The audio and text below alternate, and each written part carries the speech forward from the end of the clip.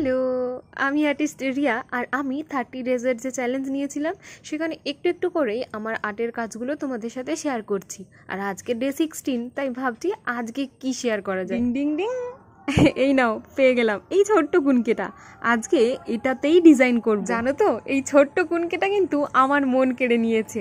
আসলে এটা একটা মাটির কুনকে, আর আমি প্রথমবার কোনো মাটির কুনকেতে ডিজাইন করব। কারণ এর আগে যতবারই ডিজাইন করেছি সেগুলো কিন্তু ওই বেতের কুনকে, আর তাই এই মাটির কুনকেতে ডিজাইন করে তোমাদের সাথে শেয়ার করব। সেটার জন্য আমি তো ভীষণ এক্সাইটেড। এবার তাহলে বলি শোনো, যেহেতু এটা একটা মাটির কুনকে, তাই এটাতে ডিজাইন করার আগেই আমি এর গায়ে লেগে থাকা সমস্ত ধুলোবালি একটা কাপড় দিয়ে খুব ভালো করে পরিষ্কার করে নিয়েছি।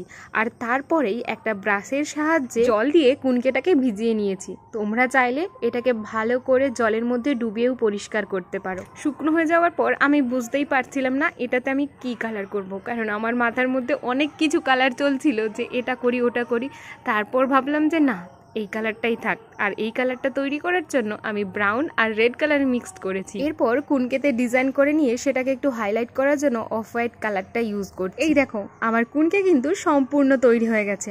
আর হ্যাঁ, তোমরা কিন্তু এরপর একটা ভার্নিশ অবশ্যই ইউজ করবে। আসলে আমার কাছে শেষ হয়ে গেছে, তাই ওটার ইউজটা তোমাদের দেখাতে পারলাম না, কিন্তু অন্য কোনো ভিডিওতে অবশ্যই শেয়ার করব। আর হ্যাঁ, একটা ইনফরমেশন তোমাদের সাথে শেয়ার করি।